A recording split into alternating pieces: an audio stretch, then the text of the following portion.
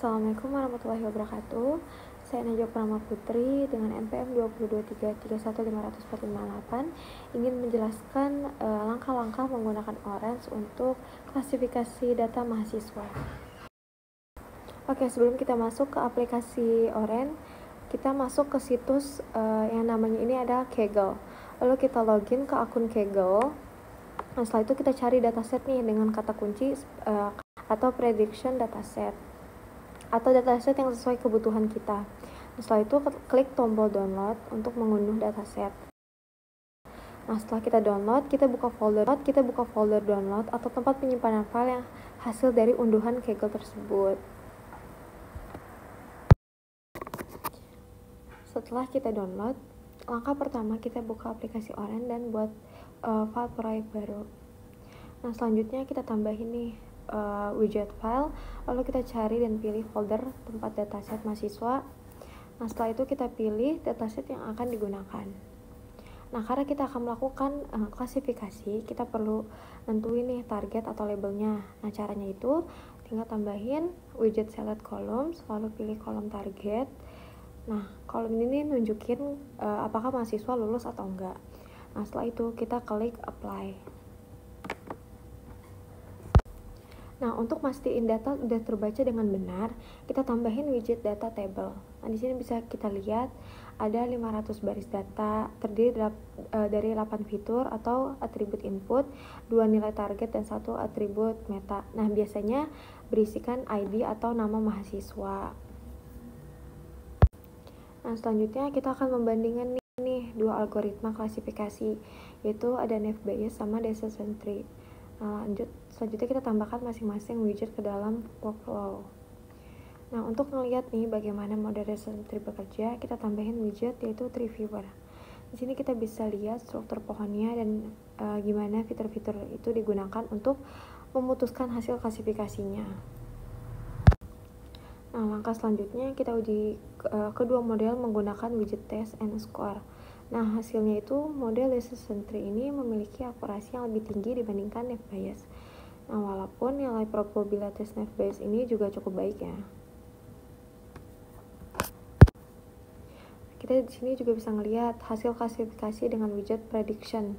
Nah, di sini ditampilkan prediksi dari masing-masing algoritma termasuk probabilitas dan hasil akhir klasifikasinya. Nah, untuk ngelihat performa lebih dalam, kita gunain widget yaitu Confidence Matrix, khususnya untuk model Decision Tree. Nah, berdasarkan hasilnya, mahasiswa yang benar-benar lulus dan terprediksi lulus itu ada 265 orang, mahasiswa yang tidak lulus dan terprediksi tidak lulus itu ada 203 orang. Nah, kesalahan prediksi di sini yaitu lulus tapi diprediksi tidak lulus itu ada 5 orang, tidak lulus tapi diprediksi lulus itu ada 27 orang.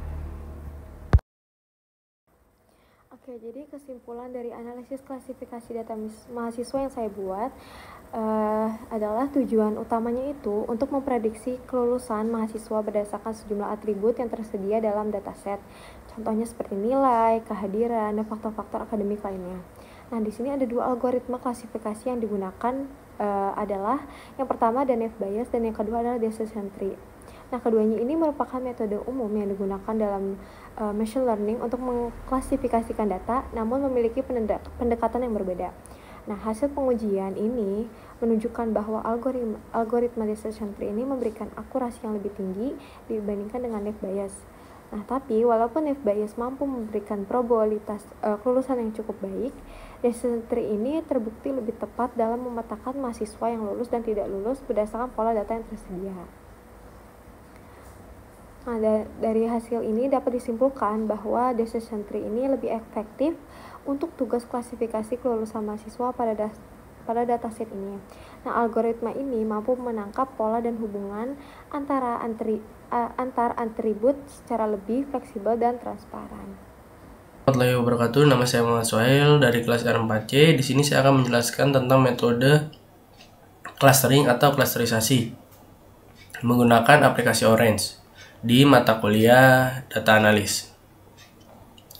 Nah, sebelum kita mempraktekkan metode ini, pertama-tama kita harus mendownload datasetnya terlebih dahulu. Kita cari di Mozilla atau di Google atau di Chrome bisa. Di sini saya menggunakan web Kaggle.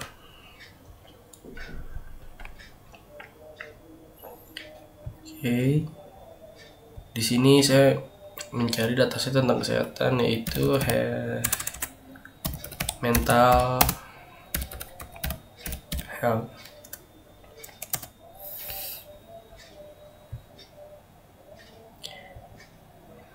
Nah, di sini ada datanya, mental health dataset. Cara mendownloadnya di mana? Mencari downloadnya di sini ada bacaan unduh di atas pojok kanan. Di sini kita unduh, lalu habis diunduh nanti akan masuk ke format file. Nah, sebelumnya saya sudah mengunduh data tersebut dan sudah masuk ke dalam format file saya. Lalu apabila sudah di-download, kita masuk lagi ke aplikasi Orange. Nah, di aplikasi Orange ini di sini banyak widget-widget, ya ada file, CS file, dataset, SQL table, data table, ada pen table dan lain-lain. Yang kita gunakan di sini hanya menggunakan file. Kita masukkan filenya terlebih dahulu. Nah, di file ini kita masukkan dataset yang udah kita download tadi, mental health dataset. Oke.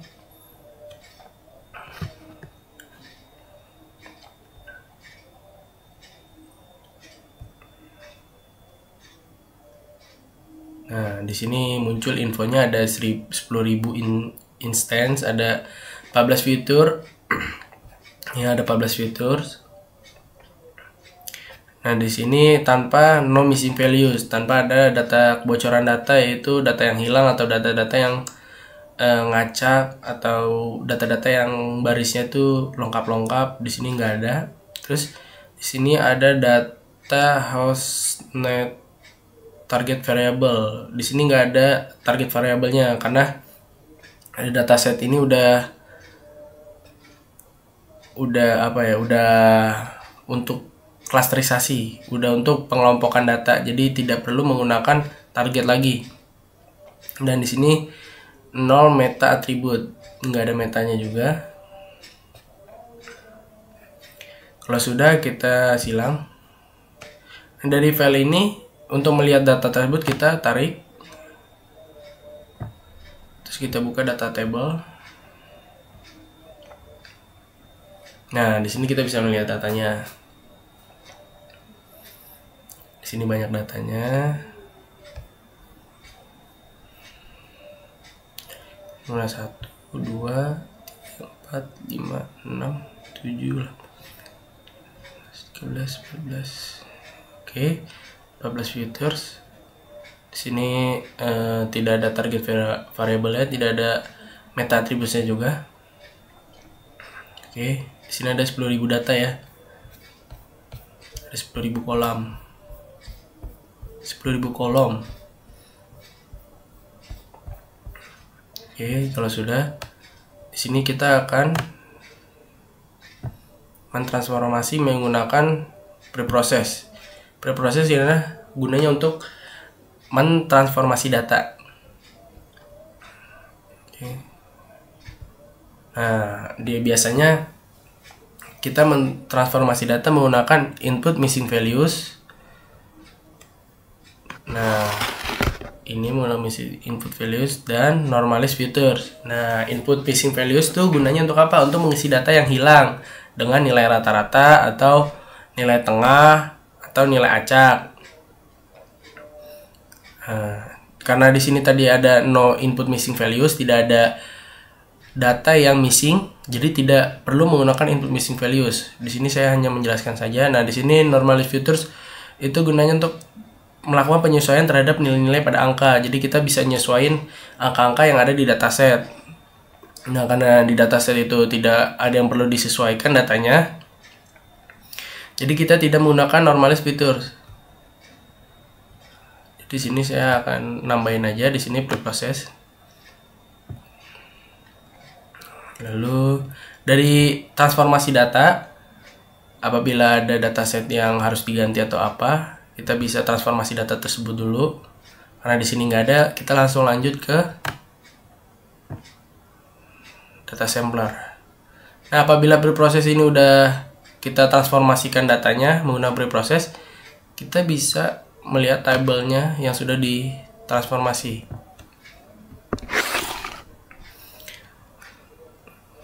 Menggunakan data table, oke. Menggunakan data table.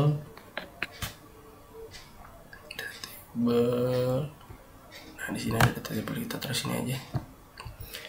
Nah, ini semisal ada yang ditransformasi, dia akan muncul di sini. Nah, di sini kita tidak ada yang kita transformasikan datanya, jadi sama aja. Lalu kita masuk ke data samplernya. Kita masuk data sampler. Oke. Nah, di sini data sampler gunanya untuk menyortir data.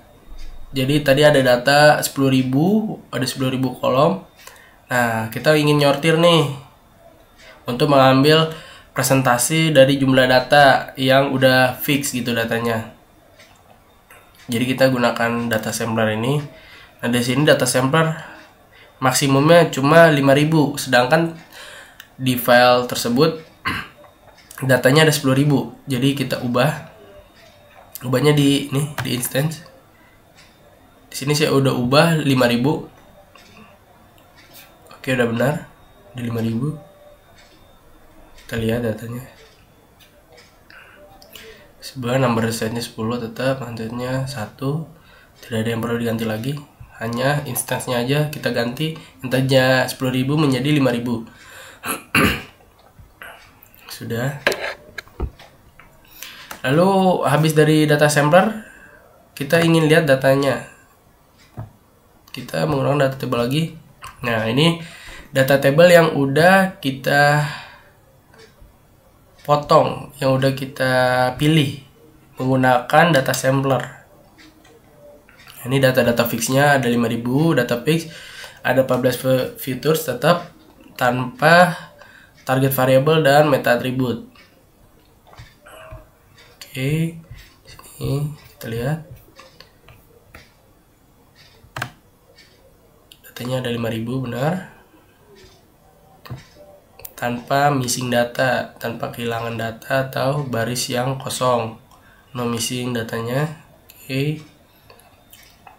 Lalu habis dari data sampler, kita tarik lagi ke Keymines. Keymines ini gunanya untuk Keymines ini adalah salah satu algoritma gitu untuk mengklasterisasi, untuk mengelompokkan data. Di sini kita menggunakan fixture-nya 3 aja, from-nya 2 to 8. Oke, di sini nggak ada yang kita ganti. Lalu kita tarik lagi dari Keymines ke scatter plot. Lalu ini kita data table lagi.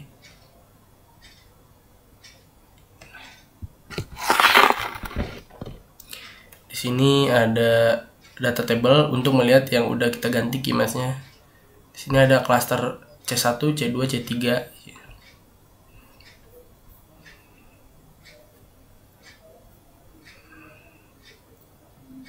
Di sini ada 2 meta attribute ya, yaitu cluster dan silhouette. Nah, di sini ada scatter plot. Scatter plot untuk melihat informasi yang diolah oleh Keymines, widget Keymines tersebut. Misal kita X-nya ini gender aja nggak apa. Di sini sleep hours. Kita bisa melihat informasi yang dikeluarkan oleh Keymines dari widget Keymines tersebut. Di sini ada C1, C2, C3.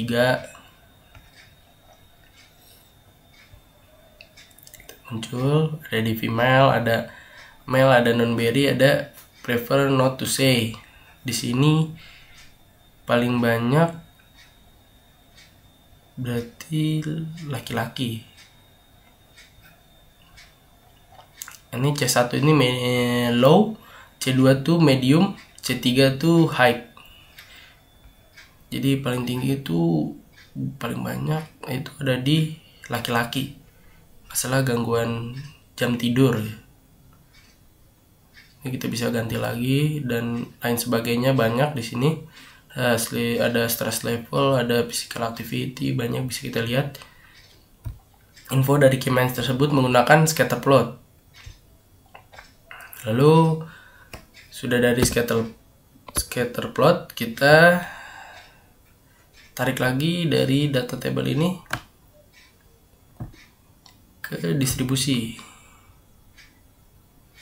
Lalu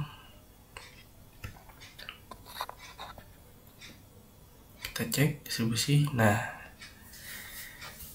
setelah sudah di distribusi ini berfungsi untuk melihat hasil dari data table dengan menggunakan bar atau chart bar atau apa. Di sini kita menggunakan distribusi. Jadi kan tadi dari Keymind ini menggunakan scatter plot untuk melihat infonya seberapa banyak sih. Nah, di sini Keymind bisa ngeluarin data tersebut. Lalu dari data table yang udah diolah Keymind, kita ke distribusi. Distribusi ini gunanya untuk melihat hasil dari data table dalam bentuk bar nih, bentuk bar kayak seperti ini. C1, C2, C3. Di sini C1, C2, C3. C1 paling banyak barnya. Cluster kelompokan 1, kelompokan 2, kelompokan 3. Di sini bisa menggunakan silhouette tuh. Atau age atau gender, di sini beda-beda. Di gender male paling tinggi, terus di age rata-rata umur 65. Kalau dikelompokin ini dia C1 paling tinggi. Nah, lalu apabila ada yang mau kita ganti fiturnya, kita bisa gunakan edit domain. Nah, di sini misalnya kita mau ganti nih S ganti apa atau gender itu ganti apa, kita bisa menggunakan edit domain. Misalnya kita gender, misalnya female mau ganti apa, male mau ganti apa, kita bisa di sini. Nah, karena kita nggak ada yang diganti, jadi kita tidak perlu ngedit domain. Lalu dari misalnya udah kita misalnya kita sudah ngedit nih, misal fiturnya menggunakan edit domain. Nah, kita mau lihat datanya. Di sini data tabelnya.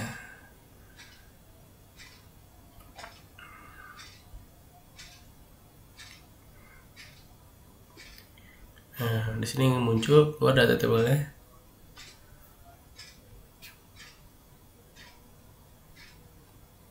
Sudah muncul C1, C2, C3, C1. Kita tutup. Nah, ini adalah klasterisasi dari dataset tentang mental health. Nah, jadi kesimpulan dari klasterisasi ini, pengelompokan ini, apabila kita ingin mengelompokkan data tersebut, kita harus lihat datasetnya tersebut terlebih dahulu. Apabila ada yang bisa kita ubah atau ada targetnya atau ada variabelnya, itu tidak bisa. Jadi kita harus ubah dulu karena di sini kita menggunakan dataset yang udah rapi ya. Saya mendapat dataset yang udah bagus. Mau untuk sepertinya untuk klasterisasi memang jadi sudah diatur di sini. Jadi kita sudah bisa ngelihat langsung gitu. Kita masukin data-datanya aja di sini. Tidak ada yang perlu diubah. Misalnya mental health history-nya kita implement statusnya di sini. Assalamualaikum warahmatullahi wabarakatuh. Saya Niko Azir Ferdiansyah dari kelompok 5 data analisis. Saya di sini ingin mempraktekkan ya data mining atau data orange tentang prediksi. Oke, kita masuk saja langsung. Di sini saya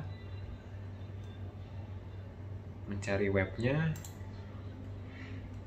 atau mencari datanya ya di web Kaggle, lalu kita simpan di file,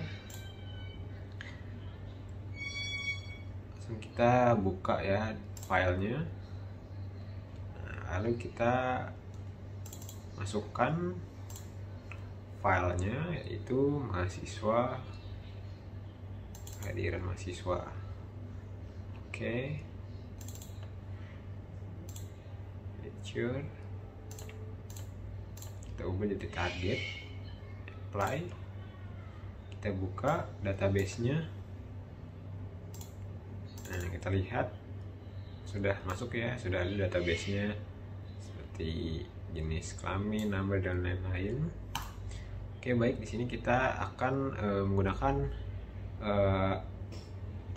algoritma ya, yaitu ada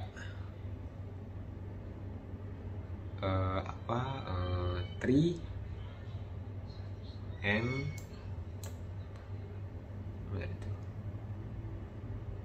data tree and tree viewer. Nah, kita lihat di tree-nya. Oke. Lalu di sini selanjutnya pengujian kita ada dua hal ya, yaitu ada test and score dan confusion matrix. Kita tarik dari tree, test and score. Ini masih kosong ya, karena kita membutuhkan data file yang awal tadi, yaitu data latih ya. Kita ganti dulu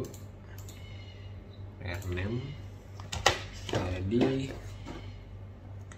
data latih. Oke, baik.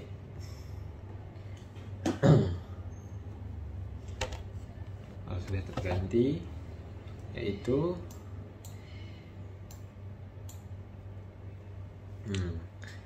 kenapa test and score ini masih kosong? Karena isinya ada di data latih. Kita bisa tarik data latihnya ke test and score. Oke, lalu untuk test and score ini kita bisa melihat matriksnya, yaitu tadi confusion matrix. Kita lihat nih matriksnya nih. Nah, lulus atau tidaknya mahasiswa. Oke, kalau sudah ada. Nah, untuk melihat hasil dari matriks ini tidak masalah. Nggak masalah juga untuk menggunakan confusion matrix ini, karena kita fokus ke untuk prediksinya. Kita rapihkan dulu.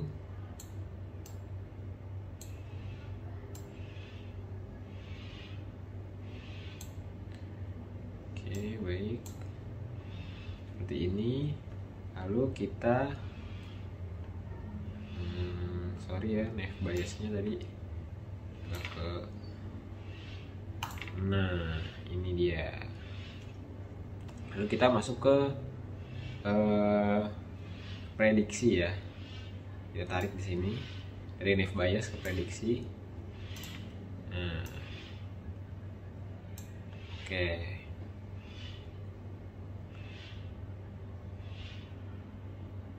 Lalu kita masuk prediksi. Nah, di sini kan masih kosong nih prediksinya. Jadi kita untuk melihat data prediksi ini kita harus tarik dari tree ke prediction. Nah, lalu dari data latih ke prediction. Nah, contohnya seperti ini. Oke, lalu kita buka datanya. Nah, sudah tertera ya datanya ya. Datanya sudah masuk. Nah, dari data yang kita tarik dari data latih ke prediksi ini untuk supaya ada hal yang kita hitung gitu. Jadi bentuk operasionalnya itu perhitungannya tuh jadi kita mau hitung data operasional, kita harus tarik data dari data latih ke prediction.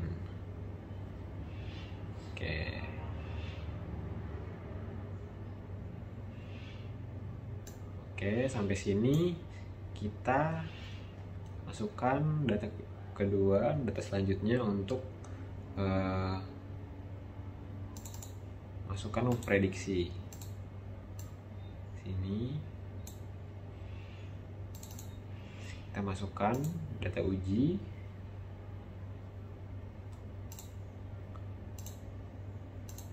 Oke,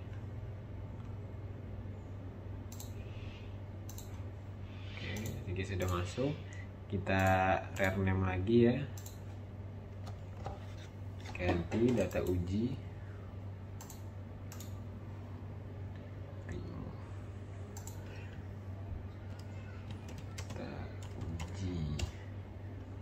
Oke, sampai sini.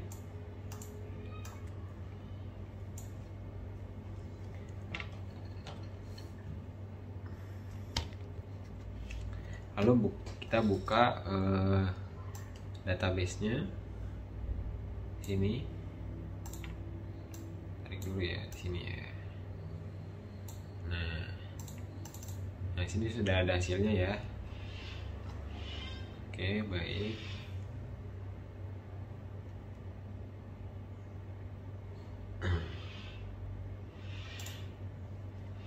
Oke, di sini data filenya kita sudah siapkan ya dari file yang sudah kita download. Dan di sini kita tarik ke prediksi. Gitu.